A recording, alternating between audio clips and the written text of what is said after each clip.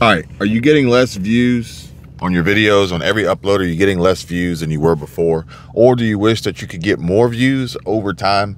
Well, the answer is yes. Nobody is posting videos to YouTube or any other social media platform for that matter and hoping to get less views. Everybody wants as many views as possible for whatever reason that may be.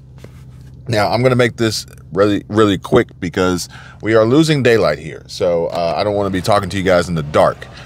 But if you're doing these things and you're getting less views, there's a good reason why. And I'm going to explain it to you in one, why, two, how to fix it, and three, how to make sure it doesn't happen again.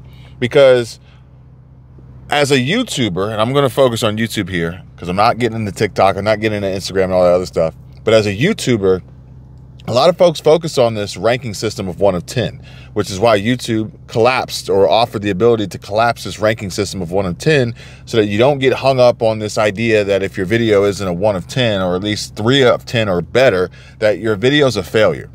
But what really matters most is not how many views your video gets in the first 30 minutes or the first hour or the first however long until you upload another video to replace that video on the 1 of 10 on the desktop. And if you're on your mobile, then you got to post 2 more videos or 3 videos to get rid of that from the studio from showing it to you. But it's not just how many videos your views your videos get in that time frame, because that's not where the video stops. It's not where the video ends. Unless you're making videos that have a short lifespan. They have a shelf life that doesn't last very long. They go stale very quickly. They spoil, they go bad. So what you should be paying attention to is not the short-term game. We want to pay attention to the long-term game. And that long-term game is on the analytics tab under the 48-hour views and also under the 30-day views or 28-day views or monthly views or annual views. Because there's plenty of YouTubers out there, myself included, getting views consistently on videos today that were made years ago, okay? And here's the deal. I'm going to relate this to another industry that requires the interest of consumers to thrive, and that is clothing and fashion. So, for instance, let's just say Shine or Shein or what was the other one? I think there was another one. I don't remember. Forever 21. I thought there was another mail order one. I don't remember. It doesn't matter. H&M.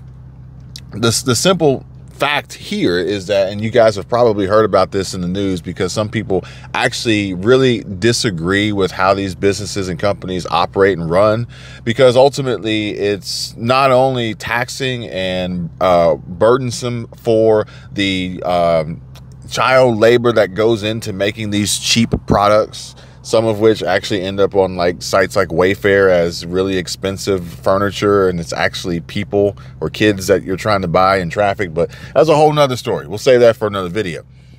The simple fact of the matter is that most of it's garbage. Most of it's trash. Most of it is very low quality. Some of it is replica or fake or dupes. And it's going to end up in the landfill at some point. It's a waste. Like, we are not being efficient, nor are we operating in a sustainable way, which really, if you think about it, the World Economic Forum, they should be discussing some of these businesses and these practices and these modes of operation more so than, you know, reducing or eliminating cash altogether to reduce the carbon footprint, because cash pollutes the planet and causes climate change and global warming. But the term that you've probably heard is fast fashion, okay? So if you're in an industry of fast fashion, then you are going to have to continuously change and evolve almost faster than you can produce the product. And if you're creating content similar to how these clothing lines are producing fast fashion, then you are going to get burnt out. You are going to continuously and forever be chasing the next trend that you don't know what it is yet. So you're going to have to pump out a lot of content. You're going to make a lot of clothing. You're going to have to make a ton of product. Your videos are product. You're going to have to make a ton of product in hopes that it catches on as the trend. But as soon as it catches on, then dies, okay? Now, inversely, if we think about the long-term game and we think about longevity and the concept of evergreen content, well, then that takes on a whole new shape and form here, because this content doesn't necessarily go bad as soon as it's uploaded and published. For instance, if you're creating content based on breaking news or something happening right now that essentially only matters kinda right now, well, in a day or two or a week or a month, no one's going to care and no one's going to watch it. No one's going to go back and create a viral buzz around the 96 Olympics. If there's any videos on YouTube uploaded for the 96 Olympics that ever went viral, but you guys get the point. Really and truly, it really comes down to more of the news that's happening right now that isn't really news. It's not, I mean, it's news because by definition it's news, but in essence, it's not really that important. And we're overstimulating and we're overstating and we're over sensationalizing this news to try and trick and convince people to click and watch. But even if you were to execute on that, then it's going to die off really, really soon. Now, you may be thinking to yourself, well, that's entirely all of my content. That's all I've ever done. All I do is breaking news, or all I do is what's happening now, or news you can use, or any of these other phrases that people are throwing out there to try to convince the audience that this is of value. And what are you going to do? Well, it's going to be a little bit of a slow churn because, if you want to turn a ship around, it's going to take some time. So what you can do is go back, and I've done this, and I'm already seeing changes and improvements in the overall 48-hour views and long-term views. I showed you guys Social Blade this morning, which is a tool that allows you to analyze not only your YouTube channel, but anybody else's YouTube channel, Instagram, TikTok, any social media for that matter. And you can see the changes as they are happening day by day. And in essence, what happens is you go back and you take these videos and you take these titles and you update them and you improve them to be more relevant for today's audience and today's interests and today's trends, which clothing manufacturers don't really have that ability to go back and change their clothing after they've already made it. So this is a huge plus, a huge win for us in the creative space. Now, that's one way, okay? So actually that makes two ways. The first way is to stop creating fast fashion content, content that literally is already old news by the time you can even press record and try to get it uploaded, unless you're going live or unless you're creating shorts. Not to mention, it doesn't pay as well either. So we can stop making this content. We can begin making long-term growth evergreen content. And we can also go back and we can go back and I'm gonna have to call you back.